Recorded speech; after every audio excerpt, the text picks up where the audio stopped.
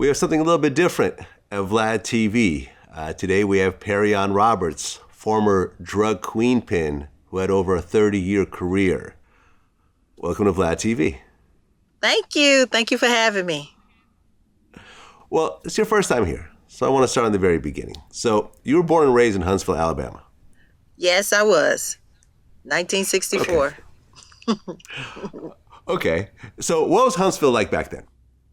Back then, when I was born, we had the civil rights going on.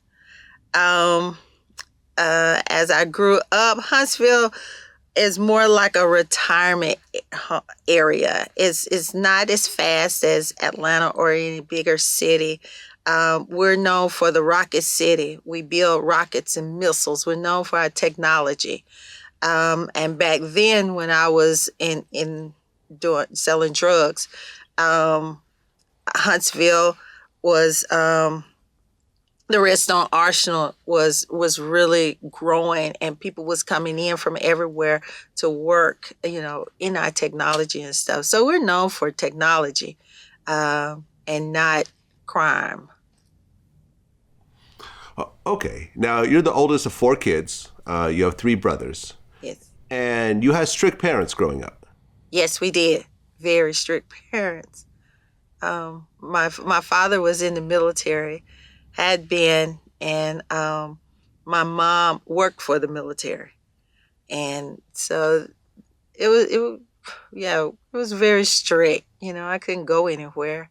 I wasn't allowed outside of the driveway to play. Okay. Well, you're growing up in this household, but you talked about how you had an abusive father. Yes, I did. My father would abuse my mother quite frequently, especially on Fridays. During the week was fine. It was just the weekends on Fridays when he wanted to go out to the clubs and, be with different women or whatever, and they would fight before he leave. And sometimes my dad would beat my mom with belts. My dad hit my mother in the head with a pickle jar. And when he left, she thought she was just sweating. She thought it was sweat, but it was in fact blood. And she had sat on the couch, and we called my grandfather. My grandfather came and took her to the hospital.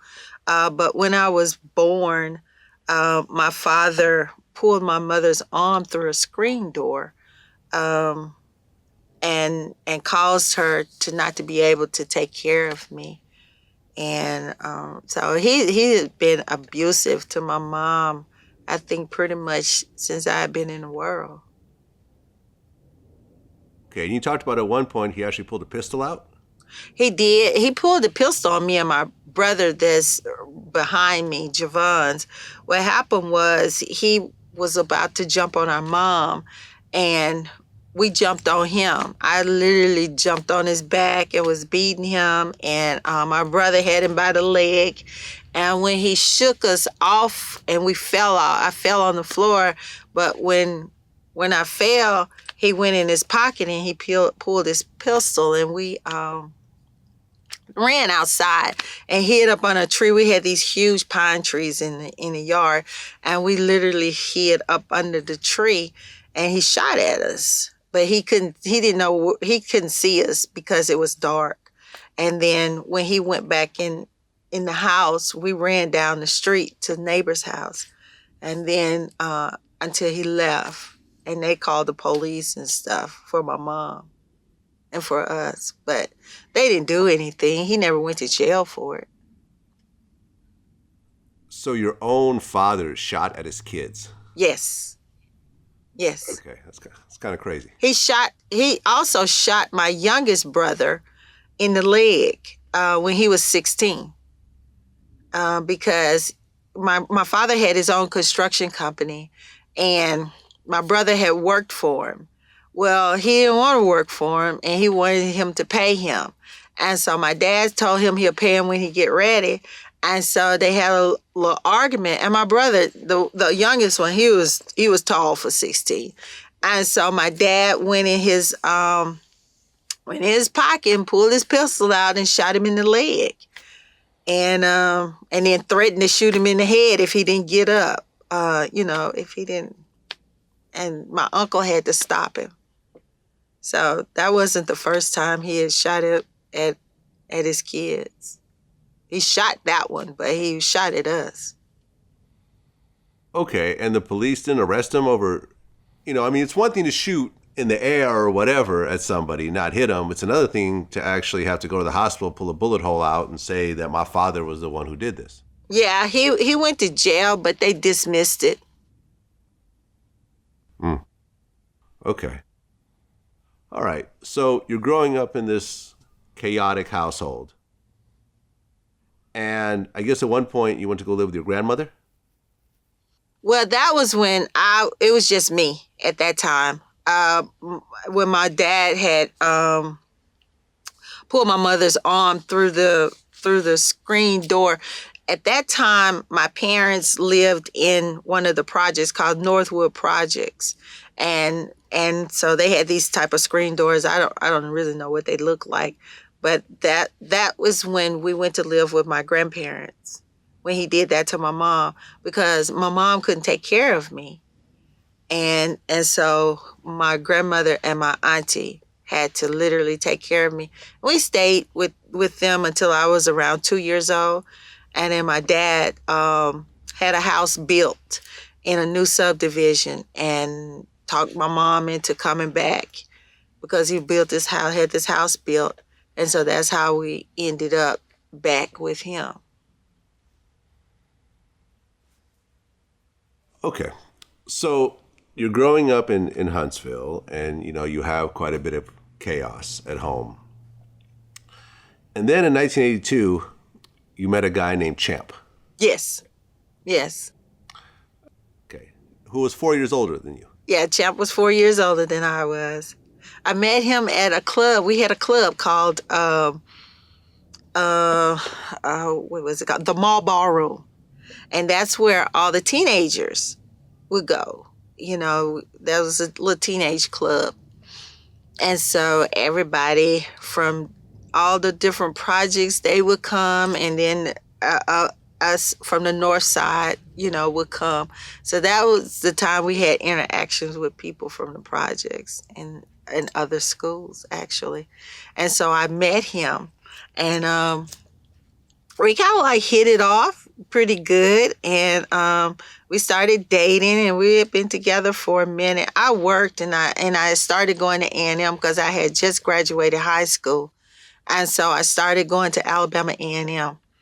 And plus I was working. And he actually wasn't selling drugs at first.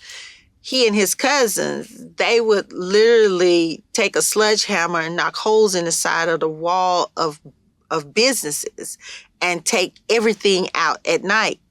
And so when I found out they was doing that, well, my dad, he has his own brick mason company. He's a bricklayer.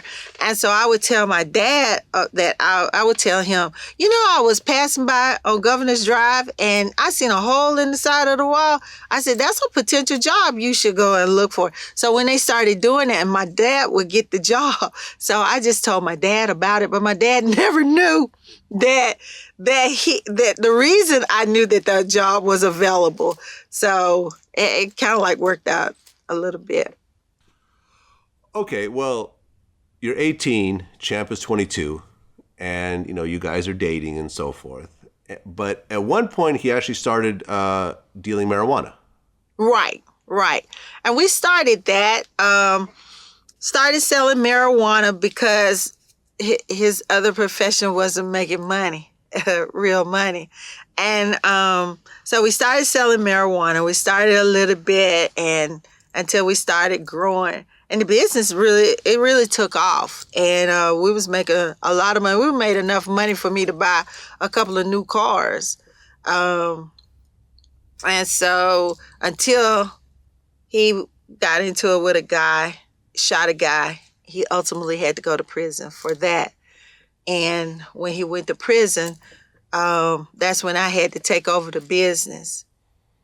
And but people knew that I would shoot before I actually had shot that guy, because I shot at Champ one time before, because he hit me. I turned up a carton of juice and he hit it and it went up in my nose because a guy spoke to me. And so I promised him I would do something to him when we made it, because I was driving to his mother's house. And so when he got out the car, when he got out, I reached up under the seat and got my pistol and I shot at him going into his mother's house. And I tripped up and fell and I bust my lip. But everybody knew I would literally shoot because I shot at him. And so then when the guy wouldn't pay me, it wasn't out of my norm to shoot somebody for not doing something, that I asked them to do, or if they made me mad or something like that. It wasn't out of the norm. People knew that I would do that.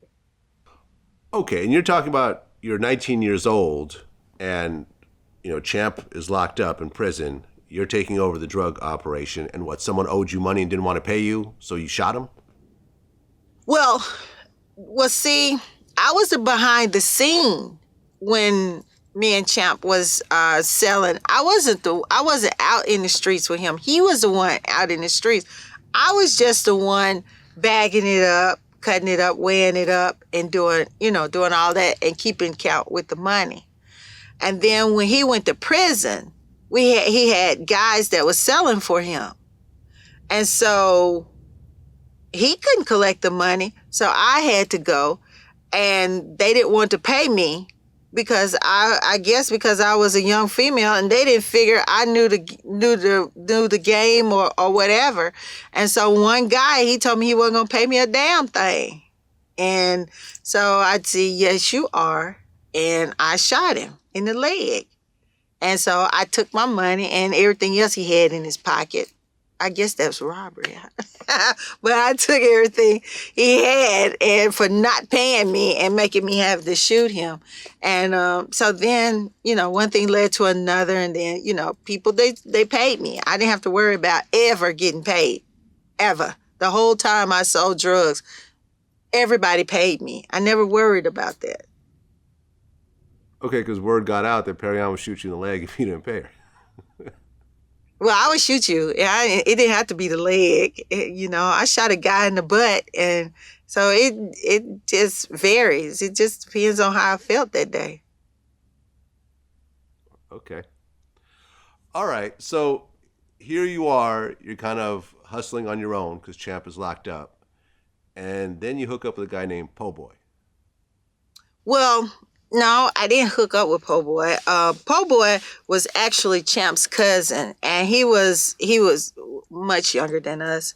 And he used to come up to Champ's and them house, and they play with his brother. They used to play ball and all that kind of stuff. And I used to take him to the mall, so I already knew him. I ran into him when I had stopped selling and went back to school when Champ was locked up, because I just got bored with it, selling marijuana. It wasn't really making a whole lot of money. It made money. And so I went back to school and I ran into him, and he told me that he was selling cocaine now. And I didn't believe him, and because I knew him as a kid. So anyways, I went to the projects to see what he had going on, and he literally did. He really had it going on. And so he showed me how to sack up cocaine and make the bindles for the cocaine and, stuff like that. And then he had a little crew, and I liked the fact that he had a little crew and they was really loyal to him.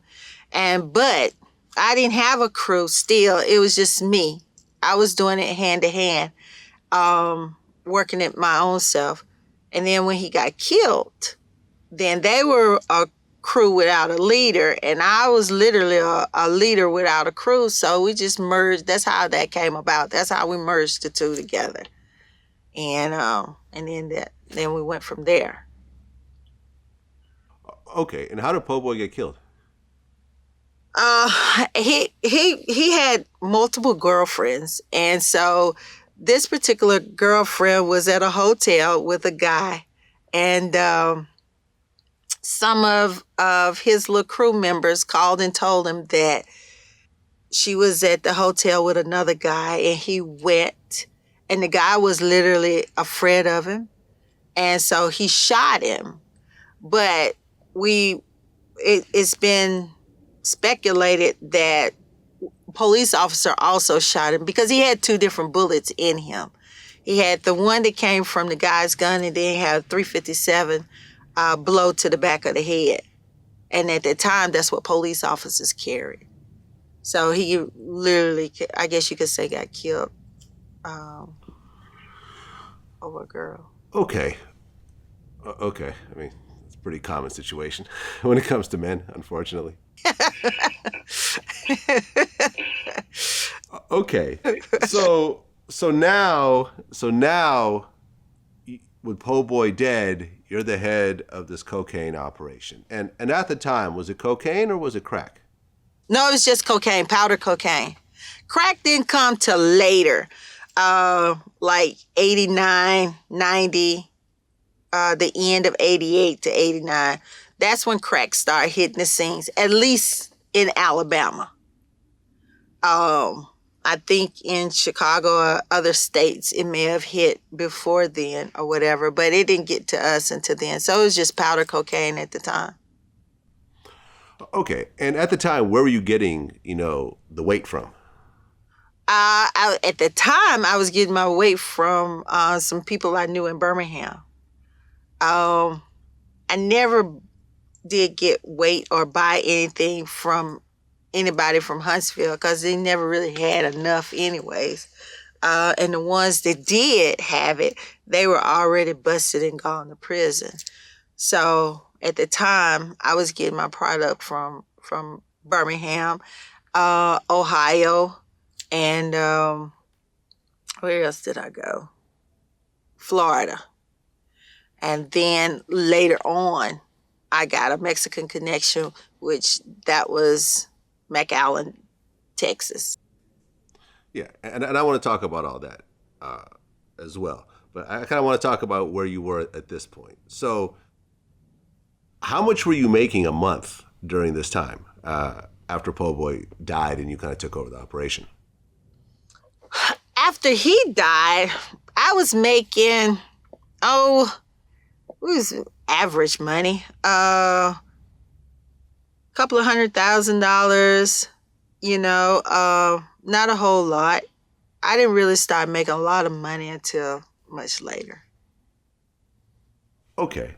And during this time, as you're building up the operation, I mean, when marijuana and cocaine are very different types of businesses.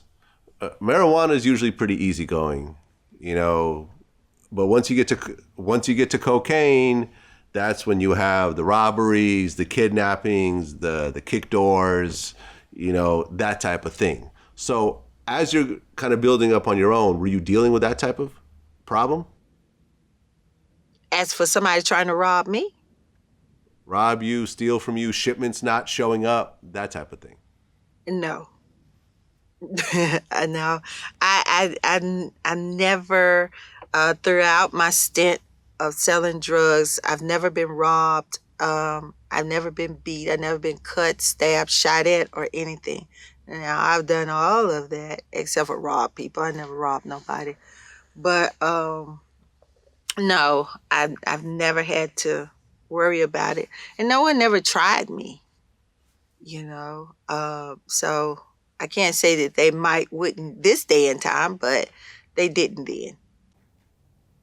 Okay. So things are starting to build up and you're building up your operation. And then in 1992, you got arrested for capital murder. I did. Before I got arrested, I had got busted by one of the guys that was working for me. But they didn't. That's when they literally didn't get much of any. They didn't get nothing for real. But they gave me 10 years for that. So during that time, I had to deal with this murder, that just came up. And that was because one of the guys that was working for me, he went behind my back and to some guys in Birmingham and tried to get some product. And he did get it. He did get it, but he didn't pay them. They gave him product and he didn't pay them. So they came up here and shot and killed him. But by us having an argument, people thought I done it. Well, we had an argument because you went behind my back, not because you owed me no money. And so I had literally ordered him to be whipped, but not by these guys. Because I didn't even know that he had done that until they came and they told me what he had done. They called me and told me. And so he just said he wasn't going to pay him. So they came up here and they shot and killed him. I wasn't even in town when they did that. Okay, so you got acquitted of that murder. Right. Did they just drop it before the trial, or did you have to go to trial for it? No, I had to go to trial. I had a jury, everything. Also, it was one of his family members was in the courtroom with a duffel bag, and in that duffel bag was a sawed-off shotgun. And see, at that time, we didn't have security before you could enter into the courthouse.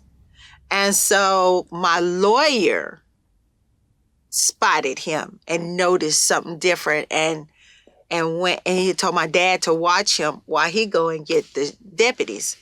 And so then they arrested him on the spot. Before that, his dad had, when he got shot, his dad laid out at my apartment complex and waited on me. He had a sawed-off shotgun, but I wasn't even in town. So the police came because everybody was telling them that I did it. So they came to an apartment that I had that they knew about. And they found him in the bushes, his dad with a sawed-off.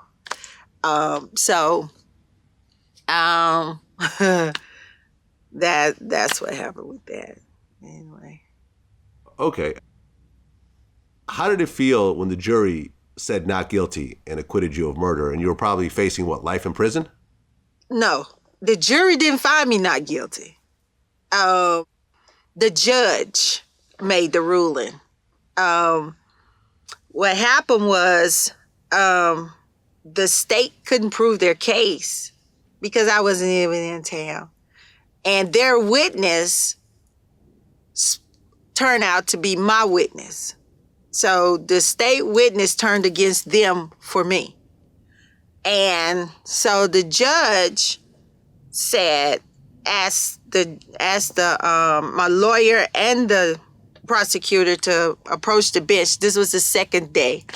And he asked, did they have any more witnesses? He said no. Asked my lawyer, did we have witness? He said no.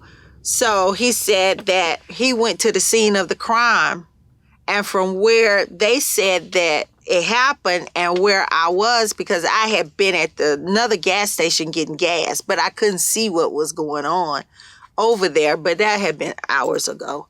And so he said, being that that I couldn't see how she could have possibly seen that. He said, but I do know that it's other people that was up and down my street that night, and I don't see them being charged for it. And he said he didn't have a choice but to acquit me, case dismissed, and that I could not be brought up on any more charges. But it was capital. It was capital murder that I went to court on. So you have 2 sentences for that, and that's life without or the death penalty if found guilty. So it felt really bad to be charged for something that I didn't do. Okay, so you ended up beating that case. Mm-hmm. And then after that, you met a Mexican guy who was affiliated with one of the Mexican cartels. Yes, but that was after, because remember I had the 10-year. So I had to go and do some time on that, which was 18 months. I did 18 months. And then when I got out, that's when I met the Mexican guy, and then that's when everything blew up, and I making loads of money. I was selling 100, 200 keys at a time. Okay. So now you're linked up with the Mexican cartel. Can you say which cartel it is? No. Okay. I had to ask. Had to ask. Okay. But now you're linked up with the big boys. Mm-hmm. And now you have a real plug. How many kilos were coming a week? Oh wow. I'm gonna say when I first started, I got like 4 or 5 keys, and that's just to see how fast I could turn it, and to, testing your loyalty, I guess, to say, before they really started giving it to me. So, I didn't go in weekly. It was like every 2 weeks or so. And I would start getting like 100 keys. And then the most I got before everything started crumbling, I got about 200 keys, about 200 kilos. And that's because I would have to go down to McAllen, and I would go down there to pay them. But I didn't have to bring it back. They would bring the mule, send a mule to bring it to me. And so roughly around 200 keys towards the end. Okay. And you were making up to what, $2 million a month? Yeah, I made $2 million, but I made more than that. When you break it down, if because I would get the keys for a lot less than what normal people would get them for, because usually around that time there was about 25,000 a key. So of course I'm not going to sell a key for $25,000. But if I sold 200 keys at $25,000, that's $5 million. So I really made more, and I'm not going to sell it by the keys anyway. I'm going to break it down, and I would sell it an ounce, quarter ounce, or a big 8 or a quarter, or whatever, a half. Or sometimes I have broke it all the way down and sold straight 20s out of a whole key. So I've made way more money than that. I don't even know how much money I really made. We didn't do no counting. We just made money, spend money. And we didn't do a whole lot of saving either. But I had my run. Okay. Now, with that much money coming in and so much profit, like what were the most like outlandish things that you were buying? I bought a Jaguar. I bought a Porsche and a BMW about a week or two apart. I bought houses. I had lots of apartments, and I had a lot of other cars and stuff that I call them my trap cars. So I had them scattered all over Alabama. I had a lot. So I had wasted money. And I, and not only that, I was taking care of a whole lot of families. So not just my family, but a lot of other families. So. Well, and I guess you actually had cops on your payroll. I did. I had a couple, 3, on my payroll. It started with 1 and I ended up with 3. But I had to pay them weekly. But they would give me good, valuable information. So I stayed on the radar. I really wasn't under the radar. I was on the radar, but I stayed under the radar because of them also. And then they taught me a lot. They taught me how the police operate, how they think, and how they go about, because they were on the stack team. A couple of them was on the stack team. And so I knew how they moved, and I knew who they were. I knew their cars. I knew everything about them. And they helped me to develop that even after they wasn't on the payroll. Okay. I mean, when you're dealing with a fellow criminal, the relationship is a certain type of way. Everyone knows that if things fall apart, everyone's going to prison. But when you're dealing with cops, seems like a very different dynamic, because these are people that could turn around and just bust you and then just deny the whole thing, or, just set you up to get killed and just get away with it. Like, how does that relationship work? I don't know. They just all like me, and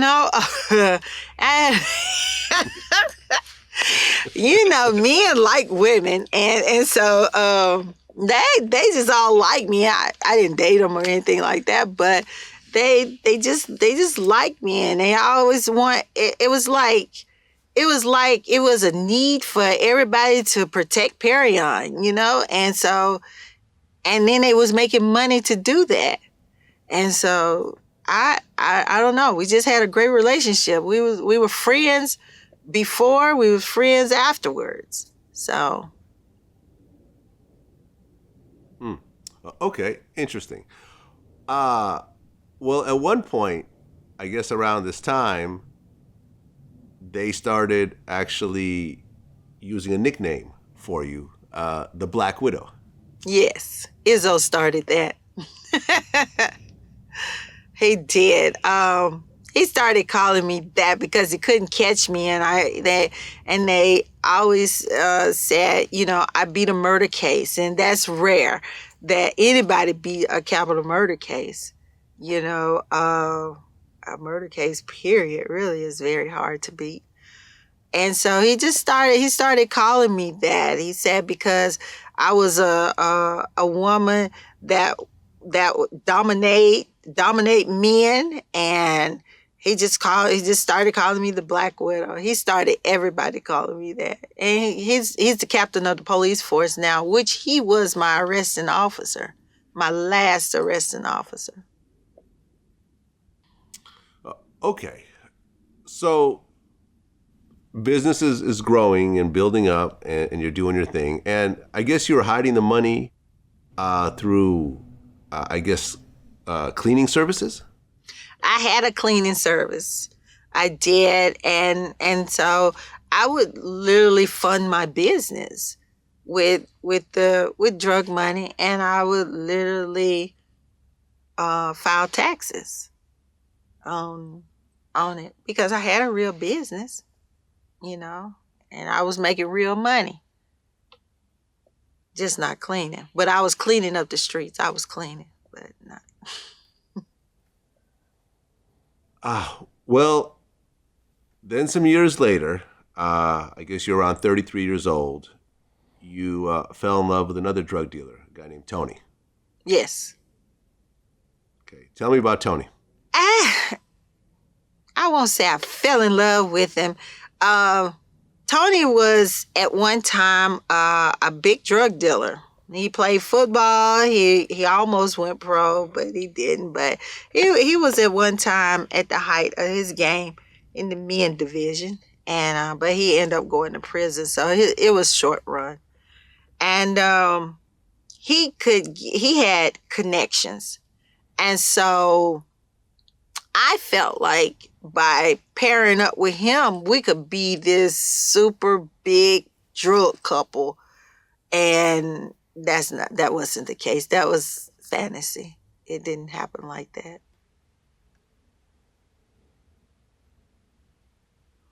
Okay. And then at one point, you prayed, you were trying to get out of the drug business, and you were praying to God to, help you find a way out of this business, and then you end up getting arrested. Yes. Yes, I got tired. I had lost my mother and my grandmother a few years before that, and it still was heavy on me, real bad. And I just got to a point where I had reached a height that no one else had, and no one else could even get to where I had as long as I had. And I just got bored. I got tired of watching over my shoulder. I just got tired of the game, period. Because at the end of the day, the only one that's playing the game is me. I have conquered and knocked down all the other players and removed them off the board. So, as in growth, not as, physically doing anything to them. But it was nobody up there but me, and nobody on the board but me playing. So I just got tired of playing the game by myself and competing against myself. And so my mother, I grew up in the church, and my grandmother and mother taught me how to pray. And so they say anytime you want something, you just, you pray and ask God for it. So I went home and I prayed and I asked him for a way out. And so I was asking him, like, how do, normally when you're in a gang, I didn't call us a gang, I said a crew, but when you're in a gang, you have a repercussion. So therefore, you can't really get out of the gang without consequences. So my question was to the Lord is, how do you get out when you are the repercussion? How do you get out? And I didn't know how to stop. It was like I thirst to sell drugs. It was something that I just had to do. And so 2 weeks after that, prayer, I did what I told my guys not to do, and that's to ever sell in a parking lot, in a grocery store parking lot, because you can't watch the entire parking lot. You can't possibly know who's in every car, and not to ever do that. And so I did do that, and I did get busted. And that day, and they had helicopters. They had so many polices at me that day. And when they got me out the car, I just, I didn't resist. I just got out the car, put my hands behind my back, and looked up in the sky, and I was like, this is not what I meant. And so, yeah, and that's when we went to court. Well, when I got busted. Okay. So what year was this when they actually busted you? They busted me in 2001. All right. So here you are, 2001. At that point, you've been, drug dealing for decades. And what are they charging you with at this point? Trafficking, cocaine.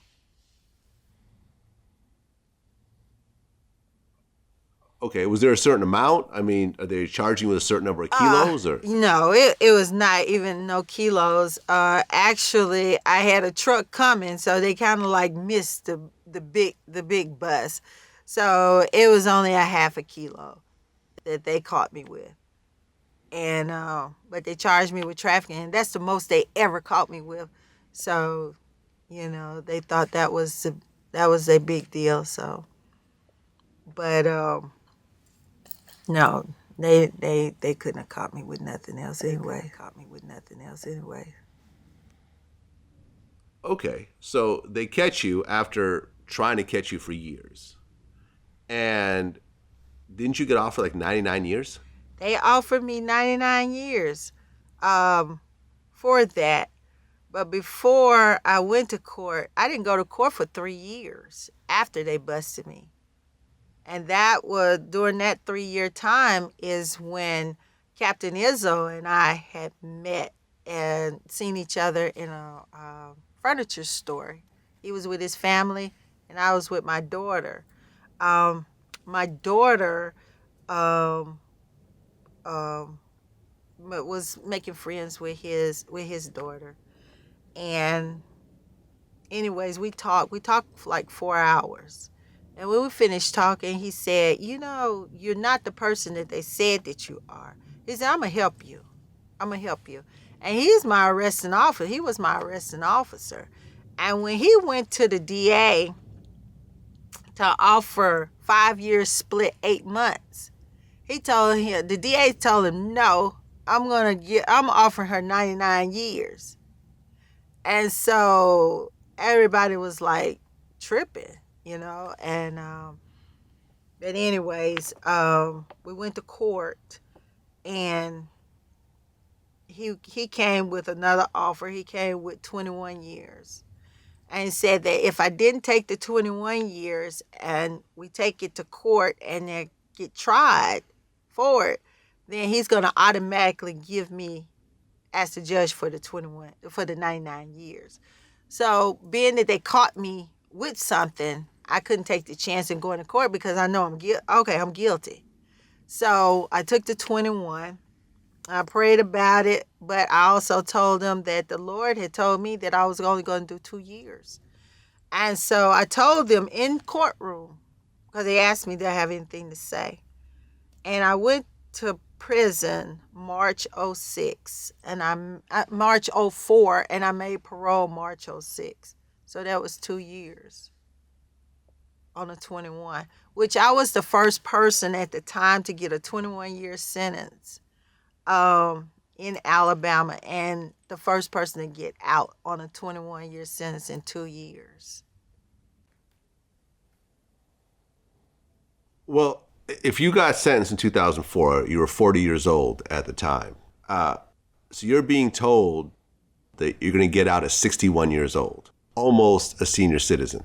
Exactly. Now you're saying that God told me I'm only going to get 2 years, but according to the law, you just got 21 years. Correct. So how did it feel as a 40-year-old to be told that you're going to be in prison for over 2 decades? I don't know. I didn't think about it. I didn't think that I wasn't going to get out in 2 years. I don't know. Because when I went to prison, they gave me my setup. They give, when you go, 2 weeks after you go, they'll give you a parole setup. And when I got there, my parole setup was for 2 years. So I didn't think that I wasn't going to make parole. And so I never thought that I would be there to 2025, because that would have been my end of sentence. And so it wasn't, so. Well, most people who look at someone who got 21 years and get out in 2, they assume the person cooperated. They gave up their plug, they gave up their workers, they did whatever. Did any of that happen? No. What happened was, probably what helped me get out is I filed a lawsuit against the Alabama Department of Corrections. And I won the lawsuit. And that was about their medical, the prison condition. They killed a girl in front of me, and I had called the feds in on them. Ultimately, the officers got fired. Later on, the warden resigned. So I was making a lot of noise in prison and against the prison system that they want to keep quiet. And so I guess the best way to keep me quiet is to send me home. Okay, and you're talking about a women's prison. Right. And you talked about how in a women's prison, a lot of times the women will trade sex, for privileges with the guards. Mm-hmm. They did that a lot. Yeah. They did that a lot.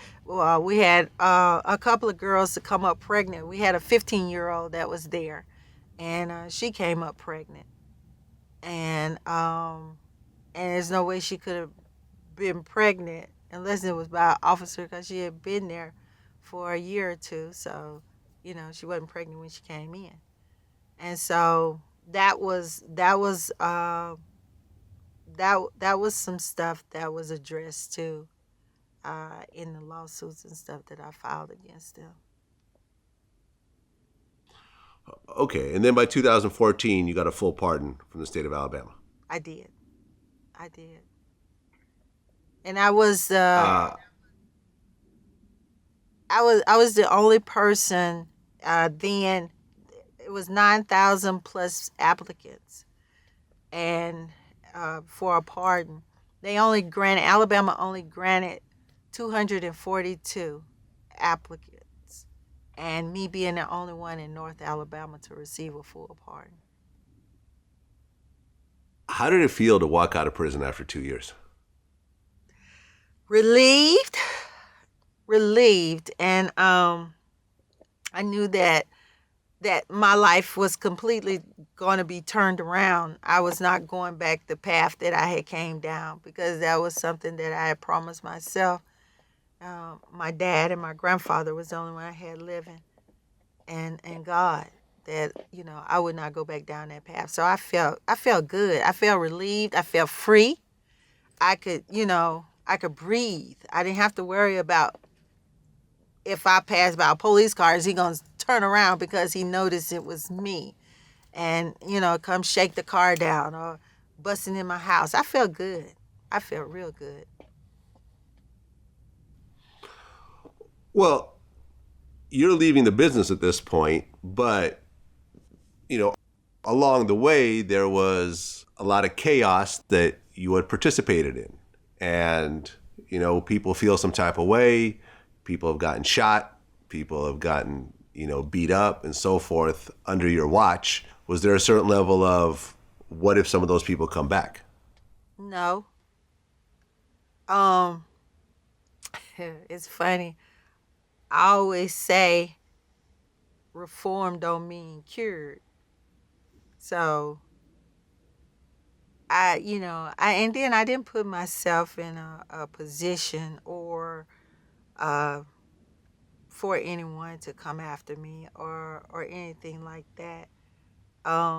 Whatever happened to a person, and I had to do whatever I did, it was warranted, and they knew it. So um, if you didn't have a beef then, don't have one later. The time for beefing is at that particular time, and that's just how I ran everything. So no, I didn't worry about any of that. In fact, everyone still like like being around me or want to be around me. Even the ones whatever happened to them, they love being around me. They want to be in my company. So I never had that problem.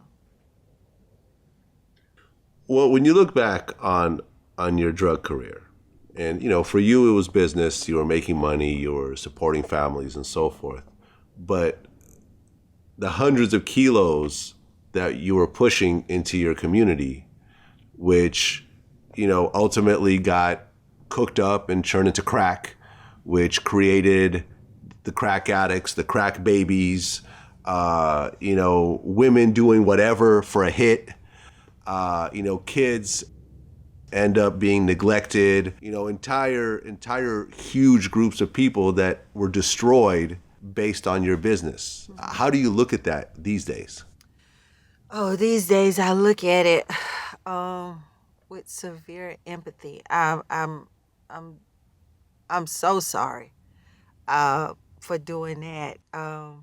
I didn't see it then like I see now, and I look at it that I destroyed my own community for really greed for money. And I hate that. I hate that I hate I even started selling drugs. Um, because I've always liked helping people. I've never wanted to destroy nobody. And I not only destroyed one person, but I destroyed a lot of communities throughout Alabama. And so my way of trying to restore that, or really I pay for it. I try to give it back every way, whichever way I can, with helping educating people on voting. I also filed a lawsuit against Alabama about ex felons to be able to vote, and help people get jobs. Ex felons. I was working with a program where we were helping ex felons to get really good jobs, and that kind of like fell to the wayside when one of our commissions passed away. But I still have the thirst to help build the community back up, and I'm going to do whatever I have to help with that effort. Well, Perrion Roberts is quite a story. I've interviewed lots of drug kingpins over the years, from the Freeway Rickies to the Little D's to the AZ Faisans, but never a female. This is why I said in the beginning of the interview, like, this is a little different for the Vlad TV audience. The fact that as a woman, you can get to those heights and really keep the business going when it is a completely male-oriented business is, pretty crazy. But, ultimately, you did your time. You worked the system, to your advantage legally. And it sounds like you have a lot of regret over what you've done. And, I think it really tells a cautionary tale to people who are, girls who are watching who, have the D-boy boyfriend who are mixed up in the business and, Right. Want to go along this same path. What would you tell those girls who have the drug dealer boyfriend who's mixed up in his business? What would you tell them right now? To get out quick. Oh,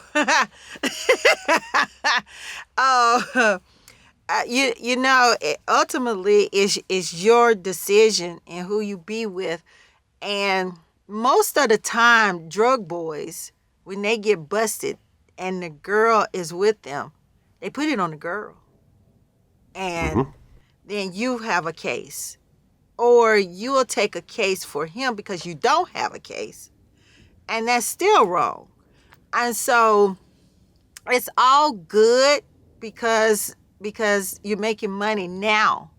But when you go to prison, what are you going to do? How will you be able to get your hair done every day or whatever you do or whatever you're doing is spending money, So I would advise them to find out who they really are and make a better choice in who you're dating and get your own life and career together, because at the end of the day, when he's going to get busted, it is not going to last forever. I think I've made the longest run than anybody in the country in selling drugs.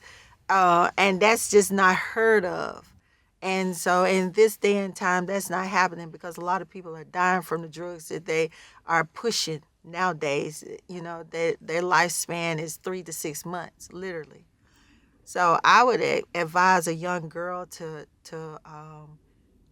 if she dropped out of school, go back to school, get an education, so that you can get a job and don't get no felonies, because they're easy to get and very, very hard to get rid of. So, and just persevere with your own life. Be your own woman. Yeah, I agree. And, of course, your story is featured on American Gangster Trap Queens. Yes. Yes, it is. Which everyone could check out. Well, Perrion Roberts, I appreciate you sharing your story, and wish you all the best. And it sounds like you got a lot of story left to tell. I do. I have a workbook that I've created also that I want people to.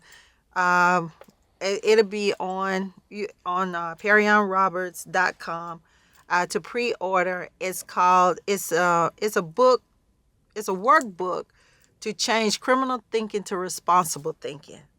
Also, in the back, it'll give information once a person is out to who to contact, name and phone numbers of people to contact to help them with their transitioning to society. And so you can also follow me on Instagram, Perrion_Roberts, and make sure you check it out. Well, there you go. I appreciate you sharing your story, and I wish you all the best. Thank you. Thank you for having me. Absolutely. Until next time. Peace.